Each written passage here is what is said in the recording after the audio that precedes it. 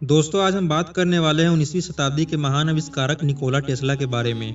Tesla उन दिनों गिने चुने वैज्ञानिकों में से थे जो पूरी मानव जाति के भविष्य को बदलने की क्षमता रखते थे, लेकिन कुछ कारणों की वजह से वो दुनिया के सामने उस तरीके से पेश नहीं हो पाए जिस तरीके से उन्हें होना चाहिए था। आज हम उसी कहानी को देखेंगे जिसके कारण टेस्ला इतिहास के पन्नों में ओझल हो गए, ठीक उसी प्रकार जिस प्रकार आसमान में उड़ती चिड़िया। निकोला टेस्ला का जन्म 10 जुलाई 1856 को क्रोएशिया में हुआ था। टेस्ला बचपन से ही बहुत होनहार थे। मैथ्स के कठिन से कठिन सवालों को वो मन में ही सॉल्व कर लेते थे। अपनी निजी पढ़ाई पूरी करने के बाद वो पॉलिटेक्निक कॉलेज में एडमिशन लिया। वहाँ उन्होंने 9 परीक्षाओं में प्रथम स्थान प्राप्त किए। अपनी पढ़ाई पूरी करने के बाद टेस्ला ने बहुत जगहों पर काम किया, लेकिन वे उन जगहों पर काम करते हुए खुश नहीं थे। कुछ वर्षों बाद उनकी मुलाकात होती है थॉमस अल्वा एडिसन से। उन दिनों एडिसन डीसी करंट का पेटेंट करा चुके थे, जिसके कारण उन्हें काफ़ी रॉयल्टी मिलती थी। एडिसन ने टेस्ला को अपनी कंपनी में काम पर रख लिया, जहां पर टेस्ला ने एडिसन को काफ़ी सारी आविष्कारों में मदद की। एक समय की बात है, एडिसन को अपनी जनरेटर और मोटर में कुछ दिक्कतें आ रही थी। उन्होंने काफ़ी कोशिश की, लेकिन उनकी प्रॉब्लम ठीक नहीं हुआ। अंत में वो टेस्ला को चैलेंज देते हैं कि अगर टेस्ला उनकी जनरेटर और मोटर की प्रॉब्लम को ठीक कर देते हैं तो वो टेस्ला को हज़ारों डॉलर देंगे। टेस्ला तो जीनियस थे ही, उन्होंने एडिसन की प्रॉब्लम को सॉल्व कर दिया, लेकिन एडिसन अपने किए गए वादों से मुकर जाते हैं, जिसके कारण उन दोनों के बीच में नोकझोंक हो जाता है और टेस्ला एडिसन की कंपनी को अलविदा कह देते हैं। जिसके बाद टेस्ला अपनी खुद की कंपनी का शुरुआत करते हैं, जहां पर वे सदी के सबसे बड़ी खोज एसी करंट प्रणाली को ढूंढते हैं और इससे विज्ञान जगत में सबसे बड़ी लड़ाई छिड़ जाती है, जो कि एसी वर्सेस डीसी के नाम से जाना जाता है। जिसके बाद एडिसन एसी करंट के बारे में झूठी अफवाहें फैलाने लगे, क्योंकि वे नहीं चाहते थे कि उनकी कमाई में कोई बाधा आए। एसी करंट को लंबी दूरी तक भेजा जा सकता था, लेकिन डीसी करंट को नहीं।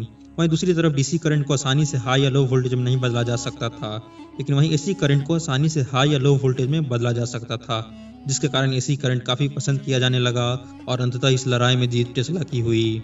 यह कहानी है उन 16 सालों की जिसकी शुरुआत होती है 1890 से। उन दिनों टेस्ला बहुत से प्रोजेक्ट पर काम कर रहे थे और उनका एक ही मकसद था कि किसी भी तरह से बिना तार के बिजली को एक जगह से दूसरे जगह पहुंचाना। सबसे ताज्जुब की बात यह है कि टेस्ला सिर्फ पावर को ही बिना तार के ट्रांसमिट नहीं करना चाहते थे, बल्कि वे कम्युनिकेशन को भी बिना तार से पॉसिबल होने के बाद दुनिया के सामने रखी, जिससे लोग उन्हें उन दिनों पागल समझने लगे थे। टेस्ला ने 19वीं सदी के अंतिम चरण में पृथ्वी और इसके वातावरण की मदद से बिजली को लंबी दूरी तक कैसे भेजा जा सकता है, इस पर काम करना शुरू कर दिया। इसके लिए उन्होंने कहा कि पृथ्वी के वातावरण में लगभग 30,000 फीट की ऊंचाई पर एक बैलून भेजेंगे, जिसमें इलेक्ट्रोड लगा होगा, और पृथ्वी से ट्रांसमीटर के सहारे हाई फ्रीक्वेंसी के एसी करंट को पृथ्वी के वातावरण में भेजेंगे। बैलून में मौजूद इलेक्ट्रोड उस करंट को कैच कर लेगा और इस प्रकार हम बिजली को लंबी दूरी तक भेज सकेंगे। लेकिन ये तमाम बातें सिर्फ कागज पर था। वास्तव में उस समय किसी को यह मालूम नहीं था कि पृथ्वी का वातावरण कंडक्टिव है या नहीं, जिसके कारण ये सेटअप नाकाम साबित हुआ। लो प्रेशर एयर के कंडक्टिव नेचर पर और अध्ययन करने के लिए उन्होंने हाई एल्टीट्यूड पर अपना एक्सपेरिमेंट सेंटर खोला। वहां पर उनको बड़े कॉइल को चलाने के लिए लार्ज अमाउंट में एनर्जी की जरूरत थी, जिसके लिए उन्होंने पास के पावर प्लांट से एग्रीमेंट कर लिया। आप लोगों को तो पता ही होगा कि एक्सपेरिमेंट में बहुत पैसा लगता है। उन पैसों का जुगाड़ उन्होंने एक बिजनेसमैन को मना कर लिया, लेकिन इसके बदले उन्हें अपनी कंपनी के मेजर शेयर उन बिजनेसमैन को देना पड़ा। उस समय किस्मत टेस्ला के पक्ष में नहीं था। करंट मेगावोल्ट में जरूरत होने के कारण जब वो लार्ज कॉइल का इस्तेमाल 135 फीट आर्टिफिशियल लाइटनिंग को प्रोड्यूस करने के लिए कर रहे थे, जिसकी वजह से पास वाले पावर हाउस का जनरेटर जल जाता है और टेस्ला को अपना यह एक्सपेरिमेंट भी रोकना पड़ जाता है। टेस्ला अब भी हार नहीं मानते हैं। वे सोचते हैं कि एक आखिरी कोशिश क्यों न किया जाए। तब वो जाकर एक टावर बनाते हैं, जिसके ऊपर आप सब यूट्यूब पर ढेर सारे वीडियो देखे होंगे, और इस टावर का नाम था वार्डन क्लाइव टावर। इसके लिए भी उनको काफ़ी स्ट्रगल करना पड़ा था, क्योंकि उनके पास इतना पैसा नहीं था कि इस टावर को बना सके। इसका फंड जुटाने के लिए वो रेस्टोरेंट, कैसीनो, प्लेयर क्लब इत्यादि स्थानों पर घुमा करते थे, ताकि उनको कोई मिल जाए जो इस एक्सपेरिमेंट में फंडिंग कर सके। मार्च 1901 में वो जैसे तैसे $1.5 लाख का इंतजाम कर लेते हैं, और उन्हें पैसे देने वाला का नाम था जेपी मॉर्गन। बदले में टेस्ला का 51% शेयर मॉर्गन को देना पड़ता है।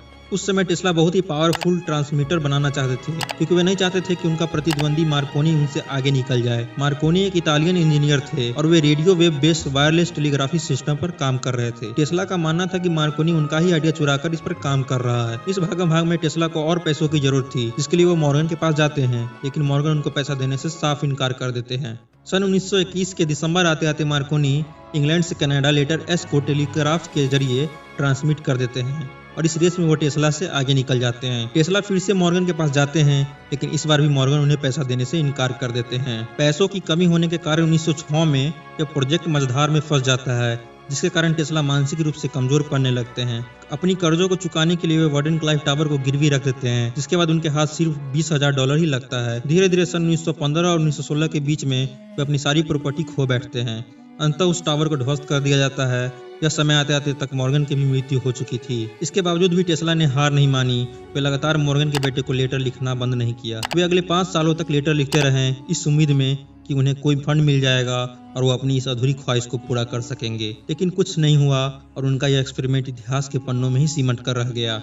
दोस्तों, अब आपको यह बताना है कि जो व्यक्ति एक एक्सपेरिमेंट के लिए अपनी कंपनी के शेयर तक बेच दी, अपना घर-बार बेच दिया, खुद कर्ज में चला गया, वो कोई साधारण व्यक्ति नहीं हो सकता है। मानते हैं कि टेस्ला भले ही इसमें कामयाब नहीं हुए, लेकिन उनके पास इसे पूरा करने की काबिलियत जरूर रही होगी, क्योंकि शायद फंडिंग की कमी के कारण कामयाब नहीं हो पाया। आपको क्या लगता है? अपनी राय कमेंट में जरूर लिखें। आपको वीडियो के बारे में कुछ सुझाव देना है तो वो भी जरूर लिखें। धन्यवाद।